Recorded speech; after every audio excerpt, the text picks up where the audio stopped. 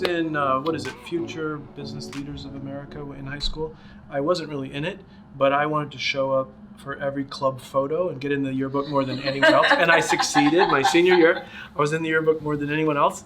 So I signed up for like club photos announced on the intercom. I'm like, okay, I got to get my lunchbox and my pom-poms and go photobomb that class photo. But there are some. I think there was DECA, there were some high school clubs for people that were business-minded. I wasn't. I was a Russian major in college, so had zero interest in business. What were you going to do with a Russian major? Well, it was the 80s. Were you going to influence elections later on? No. I don't know. I probably would have been Edward Snowden if I had worked at the NSA for 20 or 30 years. So I interviewed with the NSA in the late 80s and thought about going there.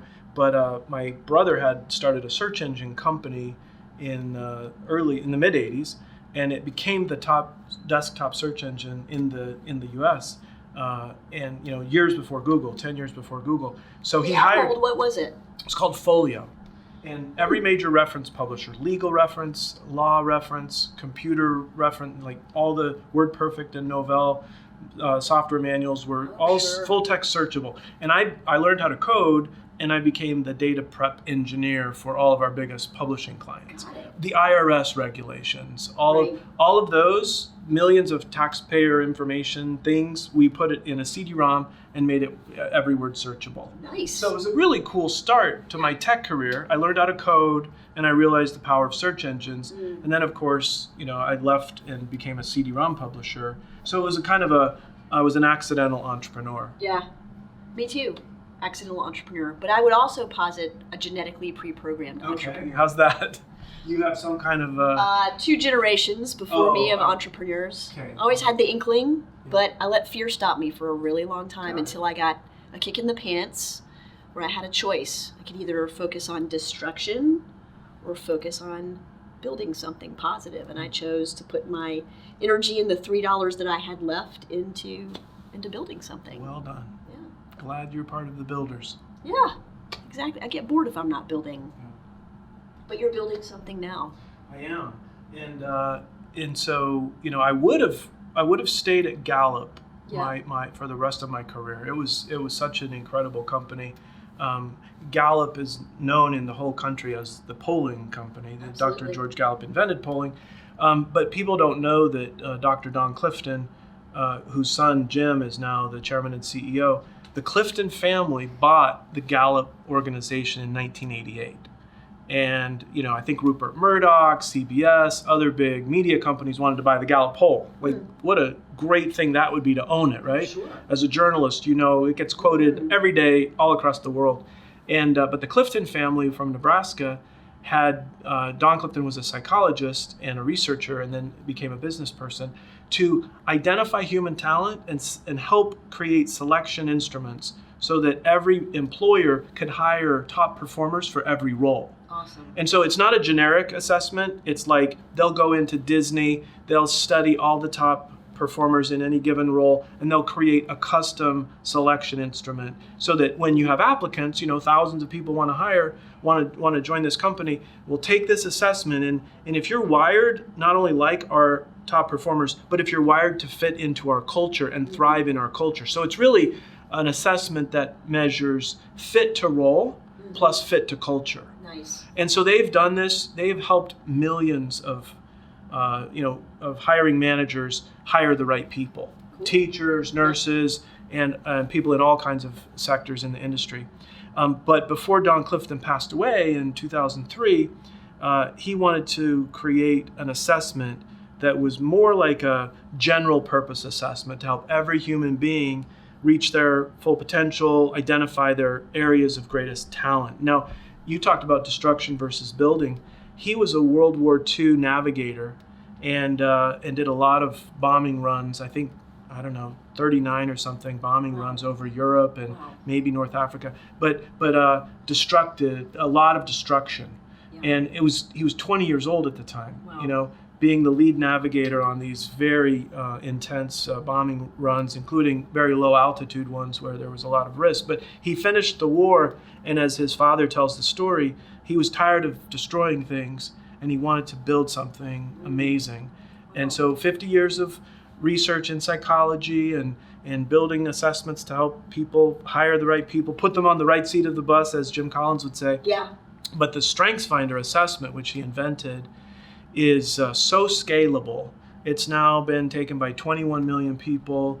It's a 30-minute assessment. You answer 177 questions, and he will reflect back to you what are your greatest areas of talent that you should know about and develop into strengths. So it's a really positive thing. So I would have stayed at Gallup forever, just focusing on that. It's kind of like geeky nirvana, really. It really is. I mean, Gallup is filled Right? with PhDs and analysts. We had some machine learning folks, and like, I'm a learner. My number one strength is learner. And I was like, I could just never get enough of the learning. Now, the world poll that they've been doing for 12 or 13 years, I mean, they ask questions of 98% of the world's population every year. They have an internal product called the Gallup Brain that recorded every question Dr. Gallup or any of the Gallup pollsters have ever asked in any survey. Whoa. And can you imagine, I was a library science master's student after my Russian degree. I dropped out for my first business. But I could just live in libraries, I could live in books, and I could live in the Gallup Brain and never get bored. Yes. So why'd you leave? Well, so because I'm like a Silicon Valley tech kind of disruptive innovator, I think that I didn't really fit into the Gallup culture. The Gallup culture is amazing consultants doing world-renowned analytics and asking questions. I'm really a tech product guy, kind of a rapid innovation. And so I was kind of pushing us to do more mobile apps, more internet stuff. Since you know, I was pushing and you know, for a while had some success getting some resources and building things. But at the end of the day, my desire to do internet marketing and, you know, B2C and all that stuff, it didn't really fit into the culture and the DNA of Gallup. And so respectfully, I decided to leave, and I had a really good parting where they said, well, hey, all the stuff that you were working on, if you want to go work on that outside, you know, more power to you. Wow. So we've signed a partnership where we're going to be selling StrengthsFinder worldwide. Wow. It's in 28 languages. And I think with some viral marketing, which is deep in my background, and lots of B2C marketing, spreading it through faith communities, through families, through nonprofits and small businesses. Gallup does such a brilliant job with higher ed and enterprise. And they do well in disseminating it everywhere, but we want to help accelerate that. So we're excited to, you know, spend the next 10, 20 years trying to make StrengthsFinder available to a billion people, maybe not just 21 million. I like a billion's a good audacious goal. Yeah, there's a really cool YouTube video on what it means to be a billionaire. This social philosopher guy does these rap poetry things, and he's like, you know, in an interconnected world, you know, why would you want to be a billionaire? Why wouldn't you want to impact a billion people? Because it's possible. I gave a keynote at Gallup one time where I showed 14 software products that had already reached 1 billion users. Wow. And I think voice is the next platform that billions of people are going to be speaking to their Alexa or their Google Home, or now Siri is going to be updated. It was the first, but it was kind of a laughing stock. Yeah. And now they'll probably come back with a vengeance. And so in 5-10 years, billions of people will be asking their computer for the most incredible things and getting it. And so, you know, with our SOAR.com, which is a human development platform, you know, we want to start with an assessment to find out who you are. Then we want to provide you with resources that are personalized to your strengths, that will help you grow most in your chosen path based on how you're wired. I think that's amazing. So I'm going to get really geeky. Are you ready? Sure. I'd love Okay, to. let's do it. So, long story short, I spent 4 years at an ad agency entirely focused on sustainability. And when I got there, my title was Vice President of Insight. So when I got there, sustainability was being framed as a communication problem. And I said, I don't believe that's true. I think we all have been told, especially those of us probably in our generation, turn off the water when you're brushing your teeth, turn out the lights when you leave the room. Like, it's common sense. It's not a communication problem. It's a behavior change problem. So I spent about I spent the whole 4 or 5 years that I was there reading behavioral economics and social psychology and change management and motivation theory, right? So I'm an assessment junkie. Okay. I'm a junkie. I've done them all, or a lot of them. But one of the things that I've definitely seen consistently across these assessments, but also in my entrepreneurial pursuits, is you have to have the courage to be self-aware, right? Somebody can come and tell you these are your strengths, and what I like about that is part of also what I studied is positive psychology. Yeah. So how do you build on the positives, not trying to bring the negatives up to a neutral, right? But if you don't have that self-awareness, how do you grow? How do you grow? That's a really good question. So I actually think when I joined Gallup, I had worked in Silicon Valley and had some contacts there. So we went on a little trip to meet with Facebook and Google and LinkedIn, and we're like, what if StrengthsFinder top 5 strengths were on every major social network? Wouldn't that be incredible, where everyone could see what your talents are? But then Jim Clifton, when I met him, he said, Paul, I don't want to take it viral because it doesn't do any good for anybody unless they have a coach. You know, the self-awareness doesn't just happen. You read it and you've taken for granted your talents your whole life. Reading a report that's confirming, oh, you're a learner, or you have ideation, or you have analytical, or you have harmony, it might not be a surprise, or you might not say it even matters. It's like, well, so what? With a coach, with conversation, you start having these aha moments. You know, a 30-minute or 1-hour coaching session, you start to realize you are 1 in 33 million that have these top 5 in this order. And it matters because you can do things that 10,000 other people can't do. And if you don't do what you're wired to do, then nobody's going to do it as well as you could have. Yeah. And so it's actually a journey. We found at a large public university that grade point average would go up and college re-enrollment would go way up and relationships with roommates and professors would improve dramatically if a student had 6 conversations about their strengths after taking the assessment. If they just took the assessment, get a tiny little blip, tiny, like a positive psychology blip, like, oh, good, I'm talented. So now you have a little self-awareness that maybe I have some talents. But when you have 6 conversations, you start to see a measurable increase that's amazing. If you have 10 conversations, it goes up even higher. So that self-awareness comes through interacting with other people, not kind of on your own. Interesting. Do you think that's because of it's a confidence boost or an awareness boost or an affirmation? Like, what do you attribute the? I would say number 1, self-awareness increases. You start to see that what you have others don't, and what they have you don't. Yeah. Self-confidence definitely goes up, and there's some nice studies that show people with high self-confidence leave college with several $1,000s more per year in salary, and over a lifetime, it's like hundreds of thousands of dollars of increased pay if you have high self-confidence versus low. So that's good. But self-efficacy, I think, is dramatically impacted. And you start connecting your past successes with your strengths. And when you realize you have a pattern of succeeding in things where those strengths were used, now you have a whole toolkit where you can draw on those strengths when you need them. And it becomes more of a conscious choice to dial up this strength, to use this strength, and you become much more intentional about your use of your talents. It's no longer accidental, like, I might, So then you stop volunteering for things that weaken you. Yes. And you start volunteering for things you know you will excel in. Yeah. And pretty soon people know you for that. And now it's like you're now on the right seat of the bus for the rest of your life. Nice. What are your 5 strengths? Top 5 strengths? Learner. Yeah. Every class in college, I wanted to major in that subject. Like I just get excited. I can walk through a library, pick up a random book, and love it. Almost every time. Learner. Input. People love to gather information or collect things, and then they get great satisfaction from sharing them with others. I think Ancestry.com exists because I have input, and I'm wired to gather and collect and then share, make available. It's just deeply satisfying. And it drives me crazy if I know I have something and I can't find it for someone. So that's input. I relate to that.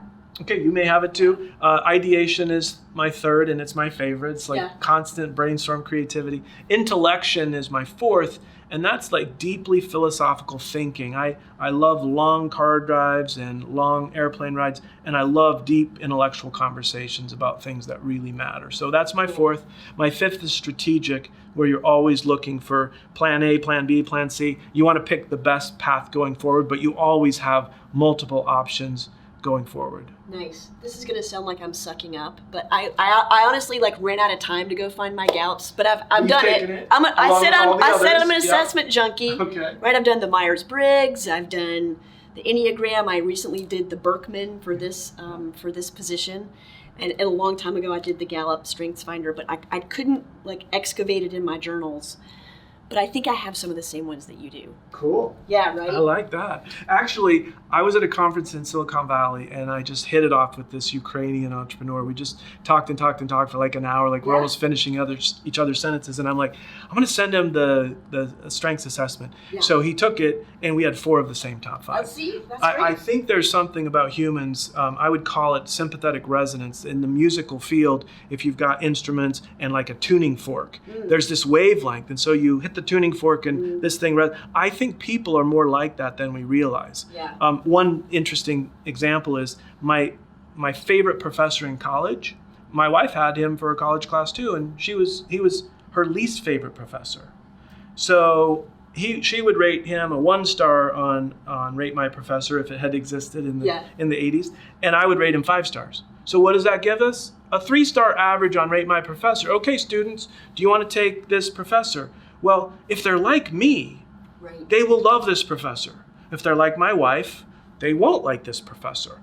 And so one of the goals that we have is with SOAR.com is to build a social network for millions or tens of millions of people who've taken the assessment, and then have them rate all their favorite books or TED Talks or conferences or groups they've joined, people that mentored them, advice they've taken, and organize the world's advice through a personalized strengths-based recommendation engine that could much more likely guide you to the things that will help you grow and develop. That's a much more fascinating algorithm. That's a truly personalized algorithm. It is a moonshot, and it reminds me of Ancestry.com. When we got started, and we have 55 million records, and everyone had to come and do searches and find their ancestors, and then we started collecting millions of family trees from millions of genealogists, and then we could find out who you were related to. As soon as we knew who you're related to, we could personalize your results. So instead of seeing 20 million records, you're finding a photograph of your great-grandmother and a signature from your great-great-grandfather. Yeah. That's how personalized your future should be. And if we can crowdsource enough data about what helped me grow, who helped me grow, what experiences boosted my career, and organize it around your strengths, then all of a sudden, my theory is that 90% of the advice you get is wrong for you.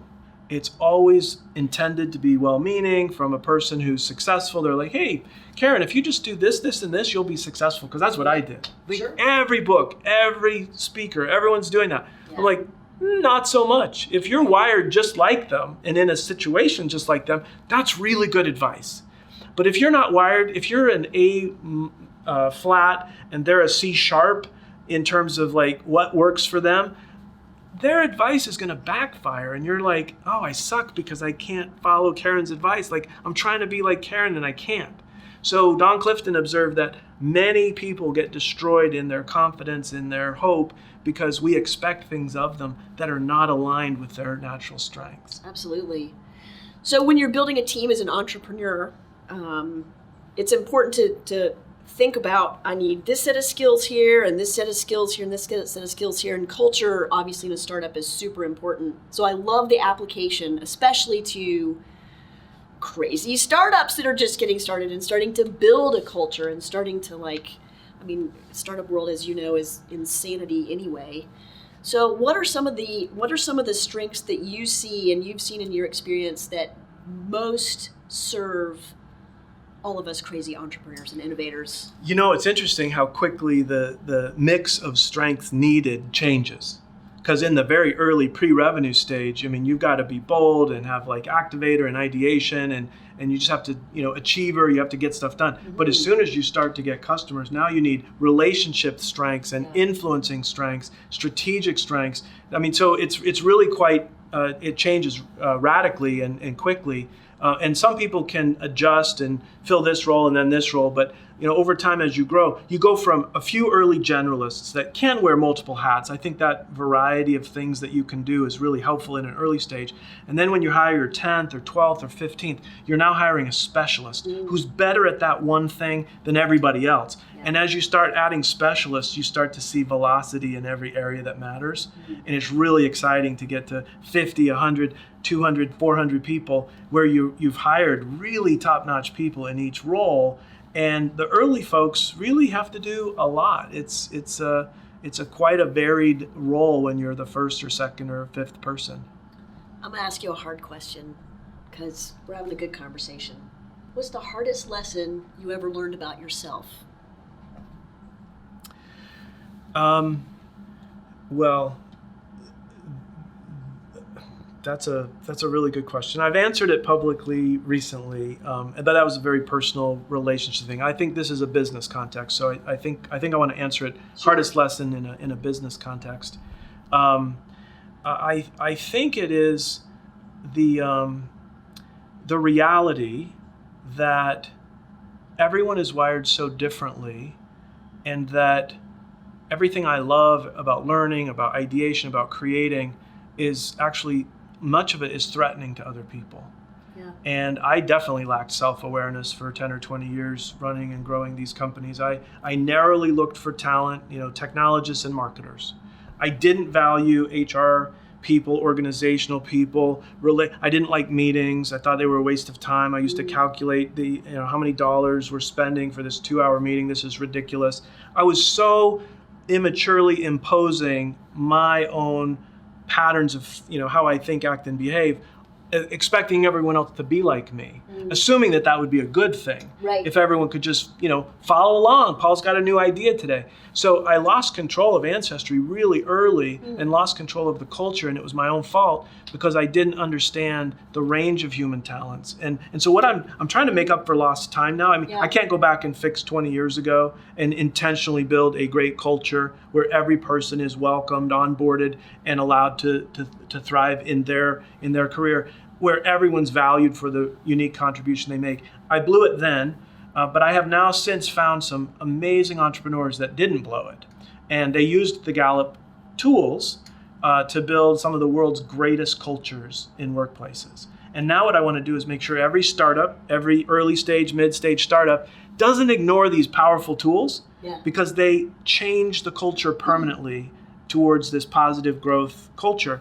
So for example, our lead investor at SOAR is a billionaire from Texas named Graham Weston. He was an early investor and then chairman of Rackspace, which was one of the greatest managed hostings and then later cloud computing companies in the world. San Antonio, Texas, a $4 billion company before they exited.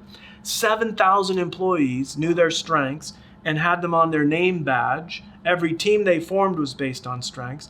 They had dinners for the partners of all the employees and summer camps for their kids to all learn about strengths. And then Graham donated money to churches and schools so that San Antonio could become a strengths-based city. Wow. Now, he's not only a great entrepreneur, but he puts people and their growth first. Yeah. So I aspire to be like that and to inspire others to follow that pattern. Like, why don't we build human-centric, people-first corporations and schools where we obsess about giving everyone a chance to discover their unique talents and use them for the benefit of all? Yes.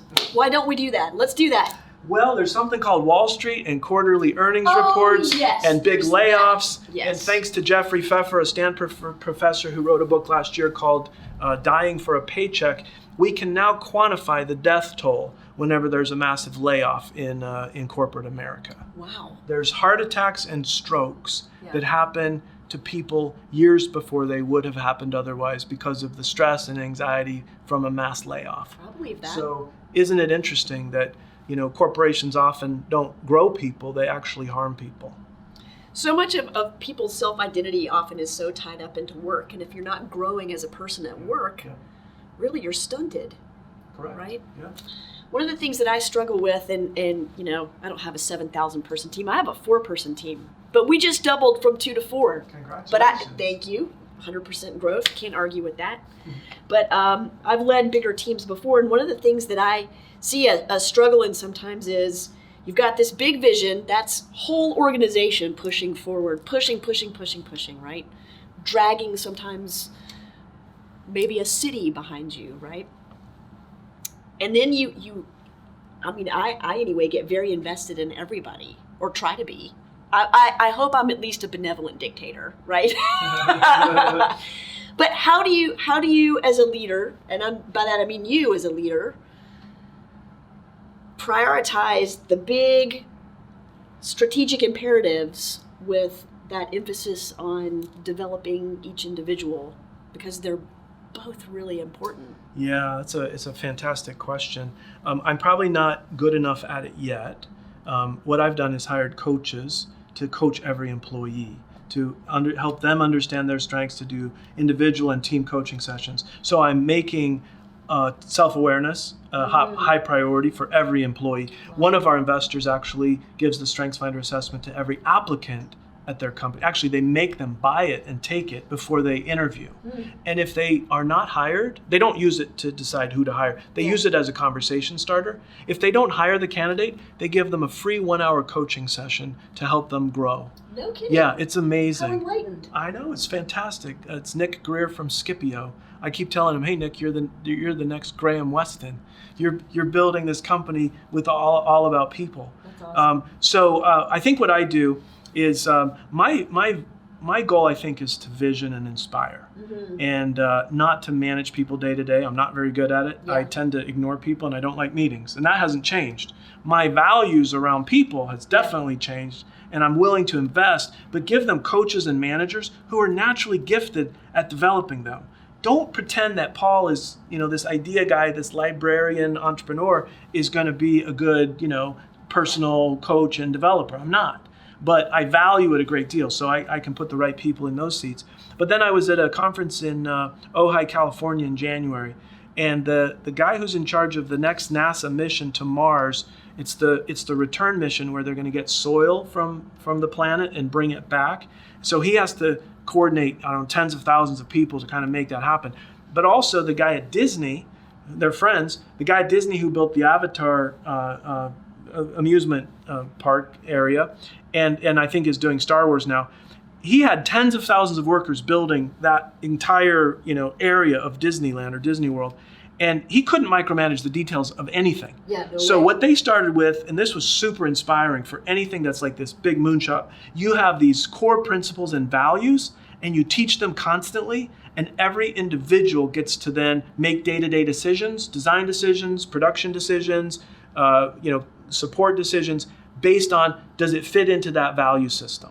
So if you teach people what direction to go and how to process a decision on their own, you can simultaneously get tens of thousands of people working towards the same goal. And the output was phenomenal. And when they showed what Avatar ended up being, it's like, we didn't design that. We didn't design 90% of this. It happened with the workers and the crafts people, the artisans. In the last week or two, they were finishing touches. And they were unleashed. They were unleashed. Yeah. So I think that's kind of where I hope to go, is unleash the worldwide strengths movement, partly SOAR, partly, mostly Gallup running this, hundreds, thousands of coaches, nonprofits, like just vision it and basically use Don Clifton's vision, which was he wanted a world built on the strengths of each of its inhabitants. There's the old commercials that said, a mind is a terrible thing to waste. Yeah. Imagine human potential, talent of all kinds, mental talent, social talent, emotional, all the talents and strengths that humans have as young kids, and a lot of them go undetected and undeveloped. Imagine if you could somehow reorganize schools and workplaces and even homes around unleashing the unique talents and helping everybody really fully develop and thrive with their talents. That's kind of the vision that we're promoting, and it seems to be catching. It's pretty contagious. So on one of the thousands of assessments that I've taken was the Claire W. Graves worldview assessment. And it helped me understand my boss in a whole different way. Like my whole relationship with my boss changed. Now I could get ideas past her. Because I'm much more of a systemic thinker. She was much more of a, what have you done for me lately? Show me the analytics first. Doesn't get excited about the idea and the possibilities. Has to have the business case first. But it also helped me with my partner. And I was able to be like, this is the way I need to frame the message for her. So yeah, totally get it. So helpful to understand yourself and others. And we often don't. But you have to use the same framework. Yes. I might email you and say, Karen, what are your 10 or 20 or 30 favorite assessments? If you're an assessment junkie, I'm a junkie. I'd love to know which one do you like for this application and for this? What insight did you gain from each one? Because we love the Clifton Strengths Assessment. It's just been a life changer for millions of people. I will retake it. I haven't taken it for a long time. I'll retake it before we have our little email exchange. Sounds good. But I will tell you, taking the Berkman, I felt very seen and very understood by the Berkman. Cool. Yeah. My niece was just here this weekend. She's really into the Enneagram right now, which I don't put a whole lot of stock into it, but there is some consistency from assessment to assessment. Well, but we actually think the assessments are great. They're a starting point. The conversations that result from it are magical because it's always human to human. There's a sharing of self-awareness and it just these aha moments that happen. So the power is in the conversations and the coaching. And if you don't take the assessment, you may never have the conversations that lead you to those moments of awareness. Yeah, perfect. Well, let's go get them. All right. Thanks, Sounds Paul. good. Appreciate it. Thanks, Karen. All right, my pleasure. Thanks for joining us for another edition of the 336, where we talk with really cool people like Paul Allen, the founder of Ancestry.com, who is now working to make the world a better place through people understanding their personal strengths. See you next time.